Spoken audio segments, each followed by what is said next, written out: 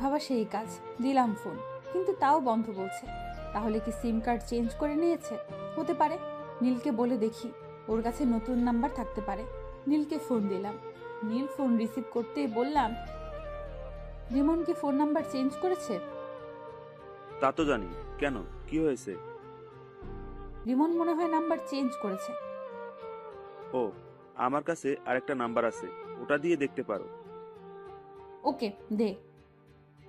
নীল number দিল। Number নিয়ে call দিলাম। এখন রিং হচ্ছে। কয়েকবার রিং হতেই রিমন রিসিভ করলো।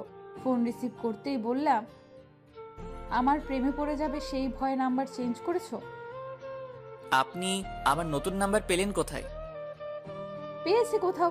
তুমি আমার প্রেমে পড়ে যাবে সেই ভয়ে ফোন নাম্বার চেঞ্জ করেছো। তা না, আমি আপনাকে চিনি না, জানি না, কেন আপনার প্রেমে পড়তে যাব? তুমি আমার প্রেমে পড়বা না? না। সত্যি তো? জি। যদি পড়ে যাও তাহলে কি হবে?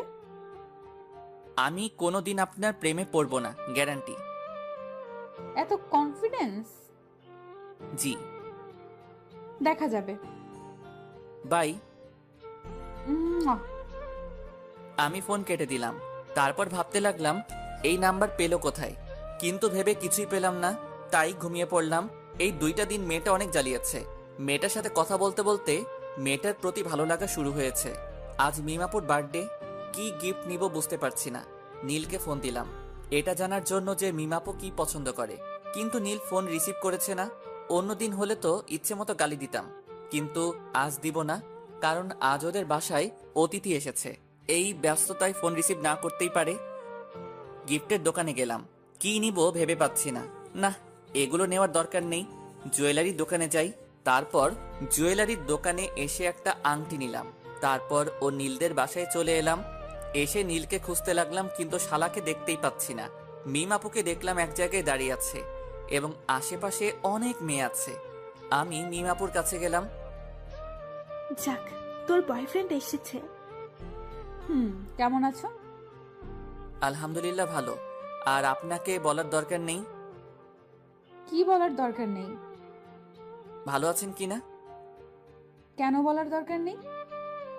আপনাকে দেখে বোঝা যাচ্ছে আপনি অনেক হ্যাপি আছেন। এতক্ষণ খারাপ ছিলাম, কিন্তু একজন আসার পর ভালো হয়ে গেছে। বয়ফ্রেন্ড নাকি? হুম। আমার সাথে পরিচয় করিয়ে দেন। তোমার সাথে কিভাবে তোমাকে পরিচয় করিয়ে দেব? ওকে, পরিচয় করিয়ে দেওয়া লাগবে না। পরিচয় করিয়ে দেব অন্য একদিন, আজ না। ওকে। তারপর আমি পকেট থেকে আংটিটা বের করে বললাম, এই নিন আমার পক্ষ থেকে ছোট্ট একটা গিফট। কি আছে? বলে দিলে গিফটের মানে কি থাকলো? আমার মনে হচ্ছে আংটি আছে, রাইট? ঠিক ধরেছেন। এতটুকু যখন করলে, এখন এটাও করে নাও। জি, কোনটা?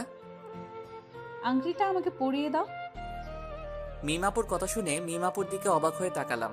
আমার এমন অবাক হয়ে তাকানো দেখে বলল, কি হলো, পরিয়ে দাও। আমি আংটি পরালে আপনার বয়ফ্রেন্ড কিছু বলবে না? কিছু বলবে না? না আপু থাক, আপনি পরে নেন। কেউ কিছু বলবে না, পরিয়ে দাও। আন্টি আপনাকে ডাকছে। ডাকবার সময় পেল না। মিম আপু কেক কাটার জন্য চলে গেল। মোমবাতি ধরানো হলো।